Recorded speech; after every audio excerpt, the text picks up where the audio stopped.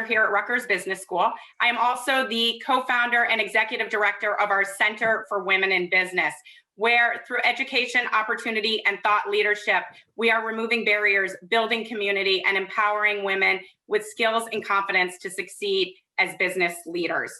I want to welcome you to our journey through space, business, and beyond, leading with passion and purpose, as a special edition of this signature leadership series. It is offered in valued partnership with Arizona Technology Council and Tech United of New Jersey. Now, before getting started, I want to introduce our Dean of the Business School, Dr. Lei, who has been a valued partner not only for the signature series, but for promoting diversity, equity, inclusion at our university and for guiding us through this incredibly difficult time to ensure incredible learning opportunities for our students and support for our faculty and staff as well. So with that, Dean Lei. Thank you, Lisa. Thank you everyone for joining us at this important lecture by Anousheh Ansari, the first female private astronaut, CEO of XPrize Foundation, and executive chairwoman and the co-founder of Prodea Systems. Today, she is here with us to share her journey through space, business, and beyond with our students, faculty, staff, alumni, and friends. On September 18, 2006, Anousheh Ansari captured headlines around the world as the first female private space explorer. Her accomplishment earned a place in history as the first private explorer to visit space and the first astronaut of Iranian descent. She has received multiple distinguished honors and awards, such as World Economic Forum Young Global Leader Award, the Working Women's National Entrepreneur Excellence Award, George Mason University's Entrepreneur Excellence Award, and the Distinguished Alumni Achievement Award, and the Ernst Young Entrepreneur of the Year Award. Anousheh believes the key to a better future for humankind is in the hand of our young generation. And preparing this young generation is the main responsibility of us as a large and leading public business school in the Northeast. Through it all, Anousheh continues to quote Gandhi, one of her personal heroes, who said, "Be the change you want to see in the world." Today, this message is more important than ever. Anousheh's journey aligns very closely with the brand of Rutgers Business School: resilient, resourceful, responsible, and reinventing yourself for the digital era.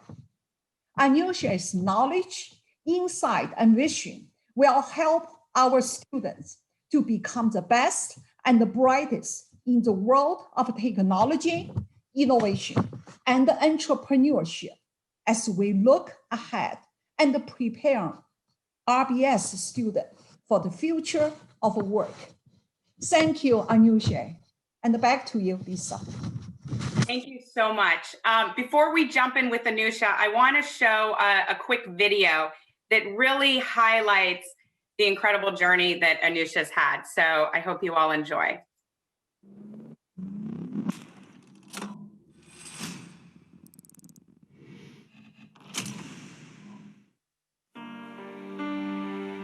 I grew up wanting to go to space. I wanted to be an astronaut.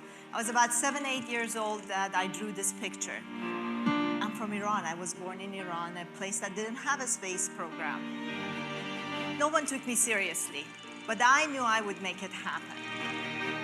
Lo and behold, 2006, I did it. I went to space.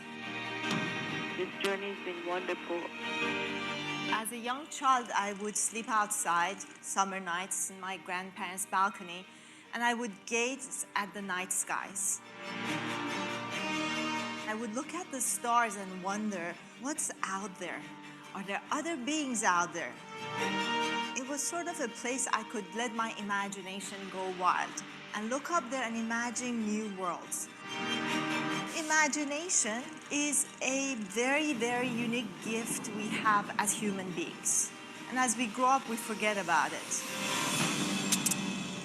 You can make the future whatever you want it to be. So you can imagine your future.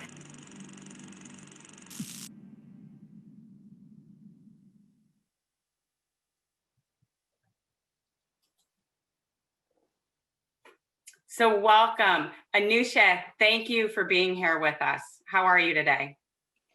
I'm doing good. Thank you. It's great to be with all of you and be able to share my story and hopefully, inspire some of the young ladies that are in the audience. I have no doubt that you will be inspiring. I loved reading about your journey, listening to your journey, seeing the video, but I find it's always best to hear about the journey from the individual who actually has lived it. So can you tell us a little bit about your journey and your story? Sure. I think I love that my life was condensed in 1 minute video. This was really fantastic. It shows the talent of our team. I was born and raised in Iran, and I came to US when I was 16. My love of space, science, mathematics, and physics started when I was a young child in Iran growing up. And as I said, I fell in love with the night skies because it was this mysterious place that I didn't know anything about, and I wanted to discover it, learn more about it, and it was where my imagination could make it whatever I wanted it to be because I didn't know what it was. So that's how my whole journey started in Iran, but took me all the way to US. And when I came here at age 16, I had to finish high school here. Didn't speak English. It was the first time I ever left my country, and the culture, the environment, everything was so different. And you all know teenagers have a hard time adjusting to new things. So it was a huge adjustment, emotionally, culturally, being away from my friends. It was a difficult adjustment, but it also brought with it a hope of building a better future because I knew my chances would be limited in Iran, and I felt, very fortunate to have been given the chance of be in a place where I could, study whatever I wanted to, do whatever I wanted to. And my uncle who sponsored me and my family always told me, in this country, Anousheh, you can do anything, just have to work hard. And that's what I believed, and that's what I did. I love that. Do you have any, or can you remember back to any strategies that you might have used as a teenager? So we have a lot of students who are listening in as well, and a lot of them are first generation students as well. Was there anything that you told yourself or you did to help you overcome some of those challenges that you might have had when you first got here? The advice I have for them, which comes with experience I have now, is a couple of things. One, patience. I think, at that age, we're also eager to grow up and start our lives. And when you get to be my age, you look back and it's like, oh, I wish I slowed down back then. So slow down, and every challenge, there is an opportunity for you to learn something from it. It's painful going through it, but you will come out of it stronger. I have been through many, many different things, and through wars, through revolutions, through economic downturns as an entrepreneur, and going through it is hard, painful. But if you maintain an optimistic view that encourages you and reminds you that you will get through it and you will get to the other side, and all you need to know to do is pay attention. So everything you've learned through this painful journey becomes something you can share with others, or that will help you do better next time, because it's bound to happen again. There's one constant in life, and that's change. You cannot count on anything. You cannot get comfortable and sit. So just be patient, give yourself an opportunity to learn, and observe, and try to adapt and adjust as you go, and don't lose yourself in a new environment, because losing yourself eventually will catch up with you. But being who you are, at the same time being proud of who you are and learning from your new environment, that's the best of both worlds. Right. I think that's great advice. And I think, challenging yourself to stretch yourself and get comfortable being uncomfortable is how you really grow. And so I completely agree with you. We talk a lot at the Center for Women in Business about early life experiences and early career influences of mentors and sponsors. Was there anyone that you can point to, or maybe it's more than one, in your life who influenced you or made a significant impact on you as a kid or as a young professional? And what did that look like? So I've had many influences, maybe non-traditional influences throughout my life at different age. So one of the books that has meant a lot to me is the book of The Little Prince, which I read in French at a young age. And I was just so enamored with that book, because it spoke to me. It's like, nobody understands me, like the little prince and the pilot. And, it was this imaginary world that the two of them lived in, and no one believed them. And I felt like that's the world I live in. No one believes me. No one believes what I can do. So that was one. And then I was a big Star Trek fan. So I was enamored with Spock as a science officer. So the whole time growing up, I always wanted to be a science officer on board a spaceship. Not the captain. I wanted to be the science officer, because the science officer was the smart one who solved all the problems and helped save lives. So that was my second influence. And then I started studying physics and learned about Albert Einstein and theory of relativity.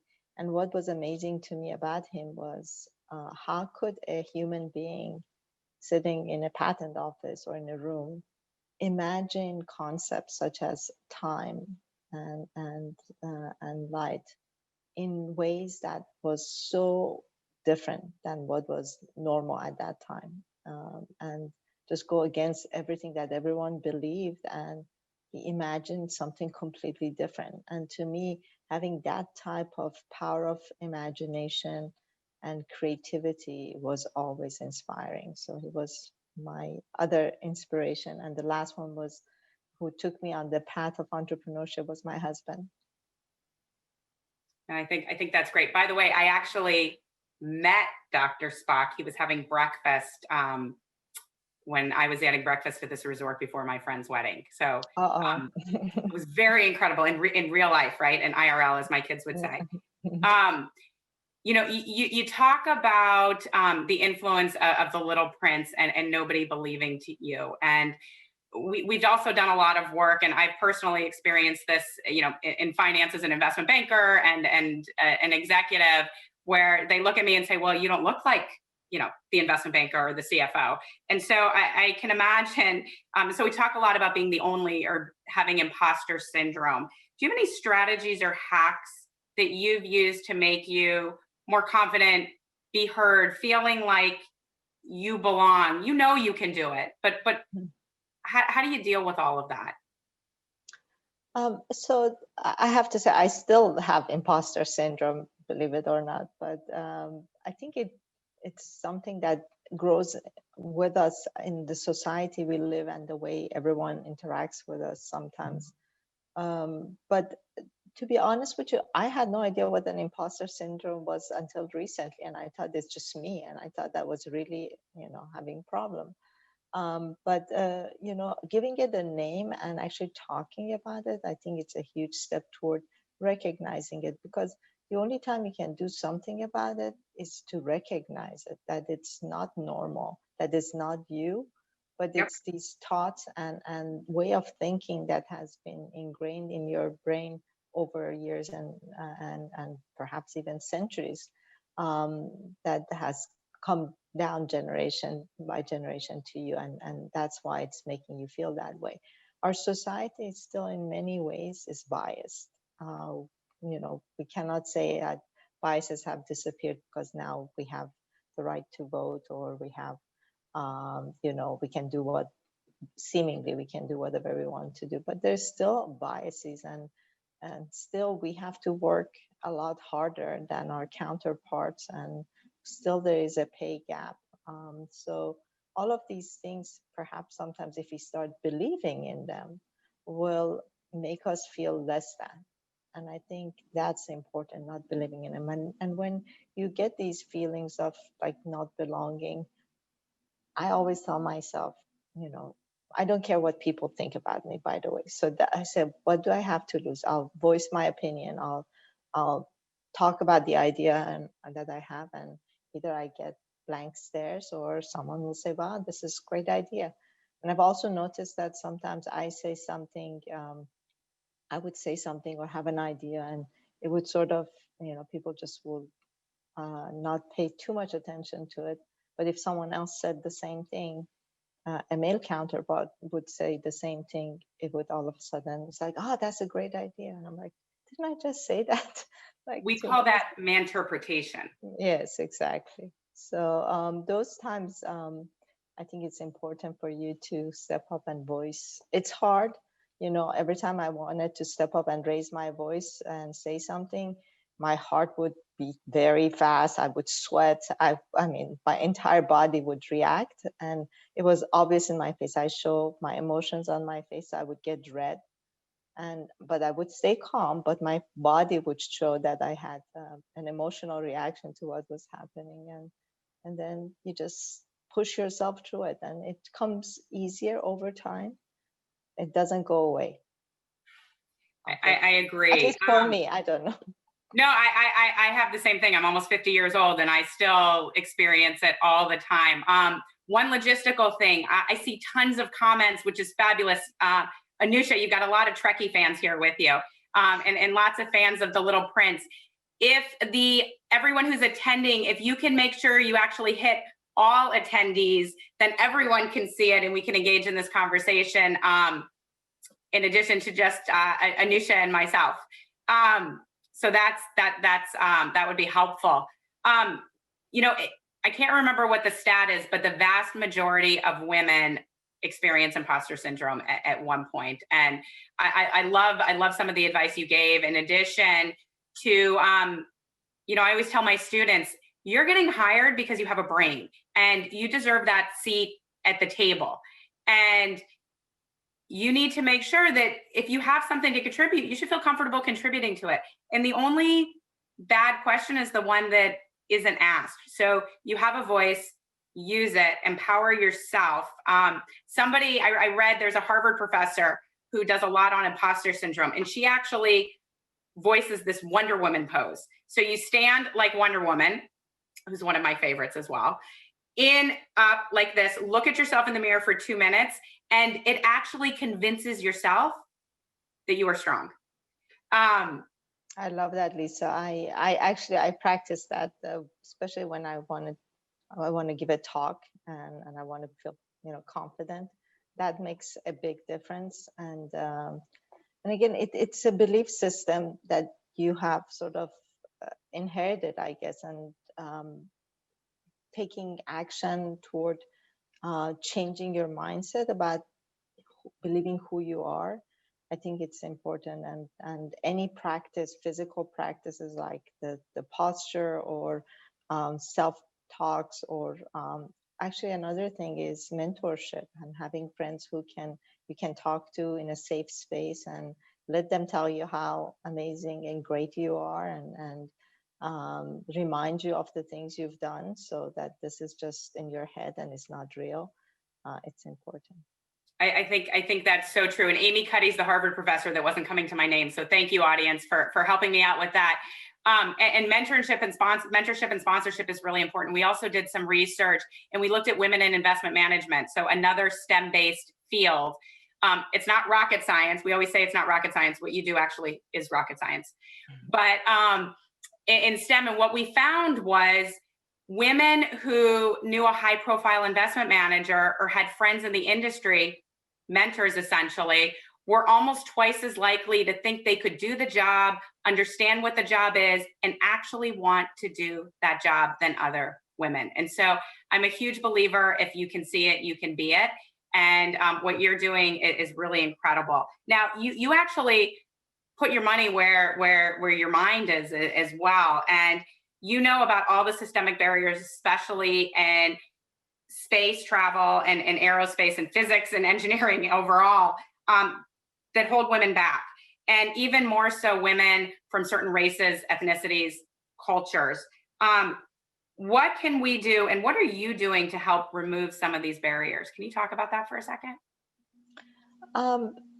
So I think I believe in action. I don't believe in just reports and things. I believe action speaks louder than words. And by living my life and fortunately, I've had the opportunity to have a stage where I can communicate what I've accomplished. So I do a lot of speaking engagements like this. I've written a memoir and shared very honest experiences during my journey from Iran to going to space and entrepreneurship path that I took. I think it's important for us to share our stories in any form or shape. Today with social media, there's so many more ways you can share your stories, and that's how you encourage others. Because I've seen young girls when I went to their school to give talks, they look at me, it's like, but you're small and you don't look strong enough to go to space. And so people have this perception of who can do certain things or cannot, and women are also portrayed in certain image, and I don't fit in any of those. So when I go to a school and a young girl looks at me, they can see themselves in me and see the opportunities for themselves. Or a women of Middle East who have been told for centuries that women are not meant to do certain things. So by example, I think that works a lot better. And then whenever I can elevate issues through my different platforms like XPrize Foundation, like what we did with a group of 4 women, started this campaign on the $1 billion fund and trying to get pledges to invest $1 billion in women-founded companies. Or right now, we're having a project at XPrize that I started around gender data gap, which is a major issue and will become even more important as AI and machine learning systems will be making a lot of decisions and running our lives for us. And today, the way they're trained is on either incomplete data sets or biased data sets. And that will just propagate the same biases even in a bigger way in the future. So whenever I see an opportunity to highlight the importance of having women at the table, whether it's a design of a product, whether it's at the boardroom, whether it's in a leadership role, I try to voice that and be an advocate for it wherever I serve. I think that's great. Can you talk for a second about a couple of the initiatives you just mentioned? So one is the AI initiative. Can you talk a little bit more about that? Because I think that's really fascinating and how that's going to close the gender gap. Sure. I give you some examples. The very simple, not as important, is that usually when you go into a room or any public places, women are always cold. We're freeze because the standard temperature setting is set to a typical male, and a typical male is a 6 foot, 175-pound male, and of course that's very different than most women and the way our bodies are made. But that is not life-threatening. But the same thing happens in car design. So crash dummies that the cars test their safety with are made in that same image. So women have, I think they have like 17% higher chance of dying in a car accident and 43% more chance of getting injured in a car accident. Take that to health. A lot of pharmaceuticals they didn't used to, now they're required by law, but still, they can have just a few women in a trial. And they didn't have women in their drug trials. So a lot of women have adverse reactions to certain drugs, or the dosages are not appropriate for women. Women suffer more from heart attack and die from heart attack than men do. All of this is because women have not been studied in any of these types of health and life-threatening situations. Protective gears don't fit us. I mean, I can go on forever. Siri and Google search don't recognize my voice. Most women have a hard time with voice recognition because the systems are not trained with female voices. So I think, this is not to say people do this intentionally. They do it unintentionally, but it doesn't make it better. So we just need to fight and make sure that, as the future relies on data, that the data is diverse, comprehensive, and it includes women, different genders, different races, and that this is the only way we can make sure we have equity in the future. I think that's really important. I love that you're focusing your work on some of these real issues that need to be changed. Lots of questions coming up about your actual space journey and what was it like, and what was training in Star City like, and was it different for you as a woman? Did you feel that you were treated differently? Some fans of Hidden Figures, I think some people have probably seen Away. So there are some, astrophysics majors on the phone. Can you talk a little bit about that actual experience? Absolutely. So it was a life-changing experience for me. Growing up all of my life, whether it was in my head or through watching different documentaries or even science fiction movies, I sort of imagine what this journey will be like for me. And it was better than anything I ever imagined. When I arrived on the space station, actually, I felt at home. It was a strange feeling. I didn't feel like I was going someplace. I was feeling like I was going home, and that's why my husband thinks I'm an alien and teases me. But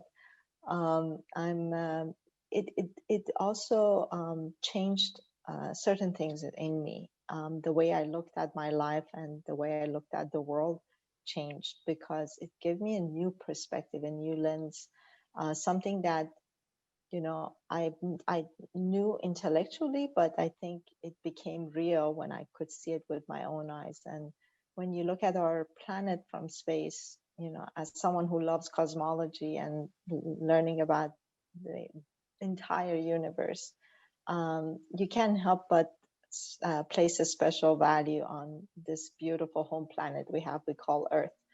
And it is a home for all of us. And it's so obvious from space that, you're baffled why other people don't understand it. Because, growing up in all of our geography classrooms, we see these big maps that have different colors and there are lines drawn that separates us all. And none of that is true.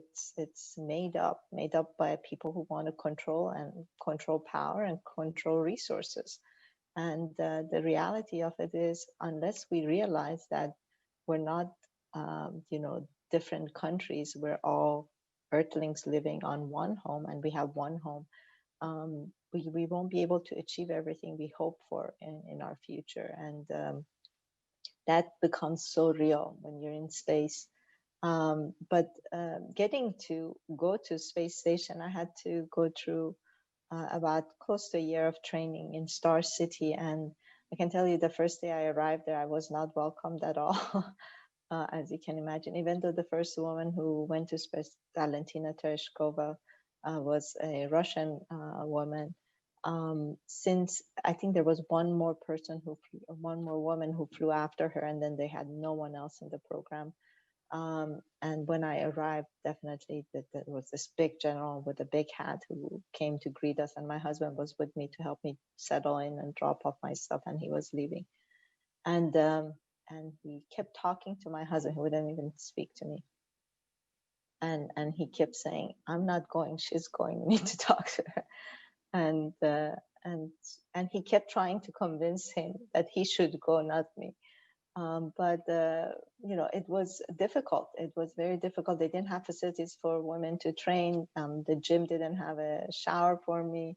There was no changing room. They just didn't want me in the program. But it wasn't new to me. I was always in places where people thought I don't belong, and whether it was in a classroom or at work. So I just did what I usually do. I put my head down, focus on what I'm doing, and I don't care what everyone says. I'm gonna do what I'm there to do, and I focus on my training. I focus on studying, and I think it took about 2 months, but as they saw how engaged and involved I am, and how hard I was working, and just looked at my progress, and I think they never saw anyone work so hard, as a commercial astronaut, and they started warming up to me, and then by the time I was leaving, they were my best friends. I'm still in touch with them, and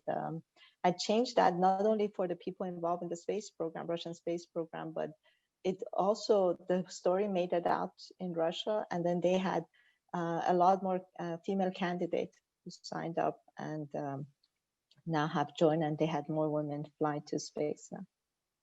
Oh, I love that. I love that. And, I know when I was in college, I was advocating for women's sports, and we had some similar issues. And because of what we were doing, we actually got sports bras to be covered, because men got jock straps, but we didn't need those. And the grays were all men's, and they didn't fit us. And we finally said, well, we need protective gear as well. And so I think it's a journey for all of us to do that. And so thank you. Thank you for all of that. You have a patch that I think is very inspiring and that resonates. And there are lots of synergies with what Dean Lay had mentioned about Rutgers Business School core values: resilience, resourcefulness, responsible, reinventive. Your patch says, imagine, be the change, and inspire. Can you talk a little bit about why you chose those specific words or phrases, and what they mean to you and to your authentic self? Sure. Actually, I look at it as these were the 3 phases of my life. The first phase, as a young child and a teenager, it was all about imagining what I wanted my life to be, imagining the world I wanted to live in, and to the extent that at my age, whatever I could do to educate myself and gain the knowledge I needed to build that. My intention was to build it. It wasn't just a play for me. It was imagination was the first step toward action for me. So that's the first phase, and it requires a lot of resourcefulness and creativity to get there. I think if you read my whole life story, which is too long for me to tell it now, you will see that this type of resourcefulness and resilience has been the core factor in why I was able to succeed in many things that I've done. And then be the change is, at the heart of what I said. I'm action oriented. You cannot just sit there and complain about things. You cannot just sit there and say why this is, this way.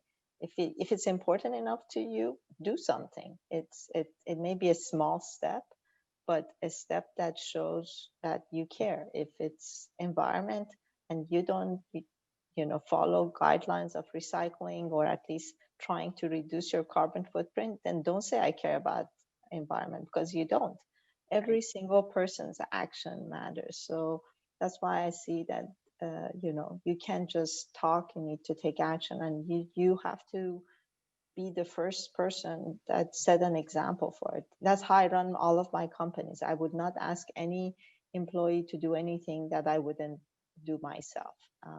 So I think, that brought certain level of appreciation. And I didn't go to a business school, so no one taught me how to run companies. It was just my instincts of, when I was working for someone, what things I liked and what things I didn't like. And that's how I ended up, trying to create a culture like that in the company.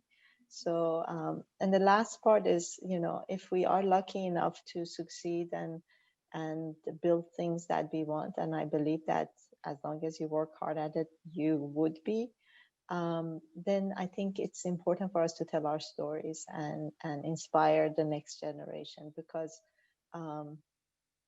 if I had people, telling me a lot of things that I know now, if I had the opportunity maybe to go through a business school, I may have done things more efficiently or better, or may have saved me a lot of pain.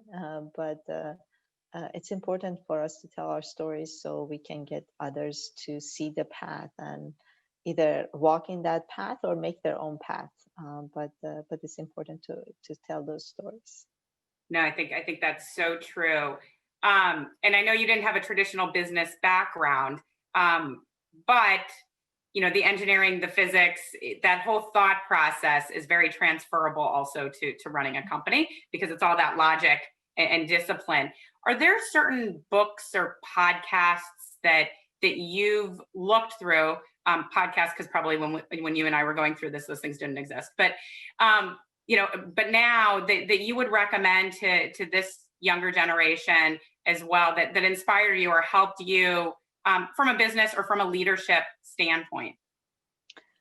Absolutely. There's a podcast I have been listening to and continue to listen to every week, and that's How I Built This. My kids and I are listening to that right now. We listened to Famous Dave's, and then they decided they needed barbecue that night. It's a great podcast. It's a great podcast. It's the stories of real people and their entrepreneurship journeys and all the problems they faced. And everyone sees the success at the end. They don't see the 10, 15 years of struggle for them to get there. And especially their stories of how they were discouraged at the beginning, how they were told their ideas are, crap. Those Right. things, I always resonate. I always take a, piece of advice and nugget of advice, because something that I didn't know how to deal with, or something that I dealt with differently, and I saw that and I'm like, oh, next time this is what I should do. So that's one that I love, and I like.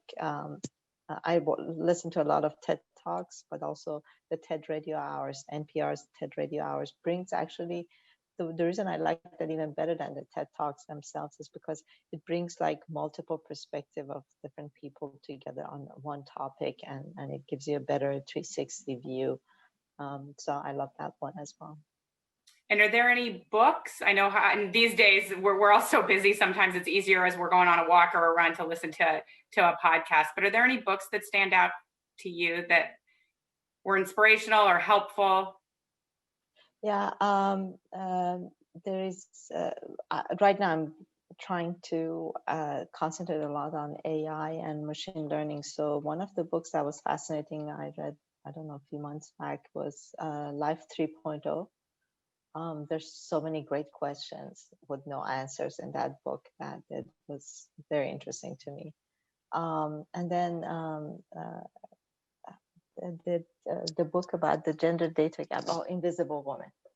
I was trying to remember the name. Yeah, Invisible Woman is another really great book that talks about the gender data gap, and some of the examples that I've shared with you are also in more detail in that book. And so those two I definitely recommend. No, I think those are great. I think another one that we listen to with the kids as I'm driving them to school, because the school's a little far away, is Masters of Scale is another interesting one as well. And they talk about, similar to How I Built This, again, some of it's culture, some of it's leadership, and some of it's a specific issue, but also really interesting. And in addition to those books, I remember when I was back in school, getting to yes, negotiation, especially for women, is something that I think we struggle with, because it's, again, that bias of how I could say the same thing, you could say the same thing, a Black woman could say the same thing, and a white man could say the same thing, and it's going to be interpreted extremely differently, even if we use the same tone and the same intonations True. as we're saying it. I also love the Michelle Obama's book. I loved it.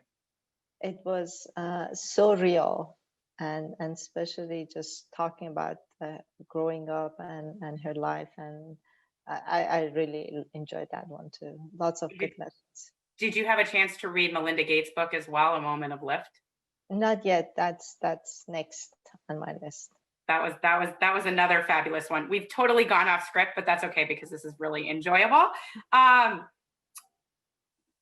We also talk a lot about, so at the center, we've coined a term, work-life overlap, because right now there's no such thing as balance.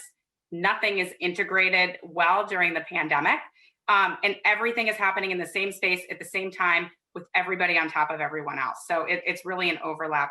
How do you ensure that as you're pushing yourself forward, you're also not burning yourself out?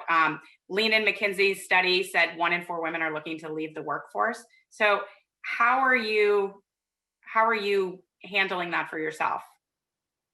It's a good question. It's something that I struggled all of my life. I'm a very driven person, and I tell people I get the mental itch sometimes. Like if I see something, even if it's the smallest things, like a puzzle or something, my mom tells me, "Can you fix this?" Until I finish it, I can't put it down. So it's just it's who I am. But it does burn you out. And I work with my husband, so definitely even before the pandemic, we had no clear boundaries. So one of the recent books that in the past few months I have been reading for second time, and this time with a different lens, is the Dare to Leave book by Brené Brown, and talking about boundaries. So that's something I'm trying to practice, do a better job of practicing, to even understand what boundaries I want to set for myself, because it's not like someone's telling me to do these things, it's me. So I'm the problem. So I need to understand what boundaries I want to set for myself, and that will preserve my happiness and health, and then try to communicate it to people around me, because I've been working most of my adult life, and I've always been a workaholic in some ways. So I've set this expectation that people can ask me to do anything anytime, and I'll do it, and I try to do it because I don't want to let anyone down, but it comes at the cost of exhaustion and other health problems. So it's important to set the boundaries for yourself, but also to communicate it to everyone. That on Friday afternoons is my work block. You can't set up meetings for me, or if you want to make sure that you don't get calls on weekends, or whatever it is. It may be something big or something simple that every year this month I want to take a reading week off and be away. So just communicating that will help you honor your own boundaries, because others will respect it. Yeah, so I need to join that same self-help group, because I have a very similar issue, and then have throughout my whole career. And then one of my biggest fears is that people on my teams, I don't want them to have to feel that same pressure, because it's not healthy. One of the things I actually started doing was on the bottom of my emails, I listed, I'm sending this at a time that's convenient to me. Please read and respond at a time that's convenient to you. And finally learned how to do the delay send on the email as well. So they're not getting it at 11, 12 o'clock at night. They're getting it at 8 o'clock that next morning, which is more appropriate. Mm-hmm. But I have those similar boundaries. And I think women in general, we want to be liked. And, there's that stereotype that we have to be nice. And if we say no to somebody, then that means they're not going to like us. And we're not a nice person, which has nothing to do with anything, or we're afraid that we're not going to get that next opportunity because we weren't available for this. And I think that's really important for us to get out of our own heads in order to realize that we don't have to say yes to every single thing. Brene Brown's book is next on my list, actually. So I think that's really important. Have your goals changed over time, or have they been pretty consistent since you read The Little Prince? You knew this is what you wanted to do. So I think you have sort of a life goal, and then you have smaller goals and what you're interested and you want to work on. So my life goal has always been to be very active, go to space, and then be very active in making a brighter future of humanity in space possible. And I continue to work on that. That has never changed for me. But other goals, yeah, we evolve, we change. I'm not the same person. I've changed a lot. This whole notion around AI and machine learning, it's something that came because of the work I was doing, and I got exposed to understanding the problem, and then it became something that I cared about and something I wanted to help solve. So I think throughout our lives, we change and we see new things, we learn new things. I'm a life learner. I cannot just sit there and be happy with what I know. And our world is changing so fast that you have to be a life learner. And as you learn new things, you care about new things. And so I think it's inevitable for us to change. I think that's really true. I tell my students and I tell my kids that, you know, I want them to be intellectually curious. I want you to be like that 2-year-old who gets in trouble for asking why. Because I think that's really important. You had mentioned you have, you know, loftier, you know, ambitions to really kind of change the world in essence. Can you talk for a second about some of your philanthropic work and the XPrize Foundation in general? Sure. Let me start by maybe telling the story of how I got involved, and that may resonate. So after selling our company, Telecom Technologies, at that time, this is like in 2000, early 2000, I decided, okay, I have been zigzagging my way trying to get to space, and I need to now I have this window of opportunity that I can focus. So I went back to school to get my astronomy degree, and then started looking at what are the different ways that someone like me can go to space. And one thing that I recommend to everyone is that if you have a dream, an idea, something you want to do, you have to talk about it. Don't keep it a secret, no matter how crazy it is. And I did talk about it in every interview when they asked me, so what's next for you? What do you want to do, or what you're passionate about? I would continue to say space, and I want to go to space. So Peter Diamandis, who's the founder of XPrize Foundation, he had announced the competition and to open up space, commercialize space, so people can go to space. And then he thought that, you know, he can get it funded very easily, and he couldn't get anyone to fund it because everyone told him it's too risky. And he had read one of my interviews and decided that he wants to come and find me and meet me. So he's a very persistent man too. Amazing guy. And he did, and he found me and told us about the XPrize and this concept of a $10 million prize modeled after the Orteig Prize, which inspired and opened up the whole aviation industry, because Charles Lindbergh flew that New York to Paris flight. And you know, as an entrepreneur, I looked at it and like, this is a no-brainer. You're saying that there's a competition, you go tell the world to build a spaceship, and once they build and fly it twice within 2 weeks, and they win a prize. So they've proven and it works. And he said, yeah, that's basically, that's a concept. And I'm like, well, I pay people all day long here for years to build something I want, and they may or may not build it. And the risk there is a lot higher than at XPrize. So we became the sponsors of the prize. The first 10 years of the organization was just one prize, and in 2004 it was won by a team from US, but we had 26 teams from 7 countries. And at the first anniversary of that prize is when I met people at Space Adventure, which basically arranged my flight to space.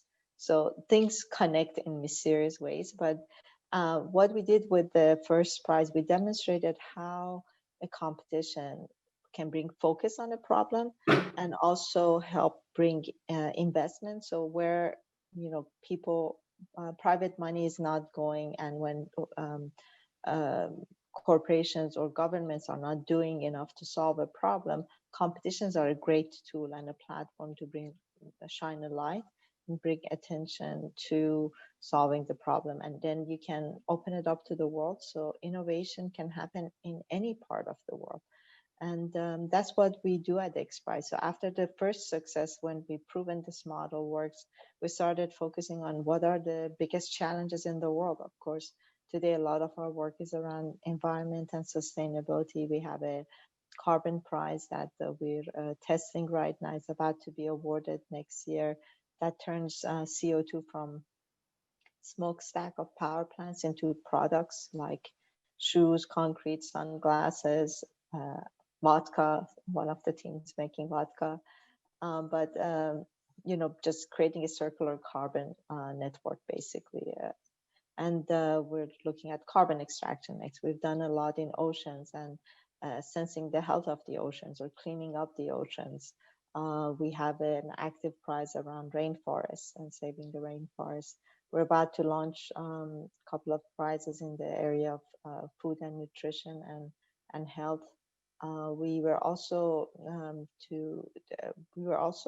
able to respond to the pandemic in an amazing way with experimentation, which is what entrepreneurs do. So we quickly assembled an amazing people from our own network that are doing research and have launched rapid reskilling to help people gain skills, to people who lost their job or they were in very low paying jobs, to be able through AI and machine learning and maybe VR, AR, learn skills very quickly and be placed when I'm talking about 90 days, so very quickly, and then be placed in a job within 60 days and then maintain that job in 90 days. So you make sure that there is a path to success. We have a rapid COVID test that was just covered by Forbes magazine as we have about 300 teams coming up with different ways that are easy, affordable, fast,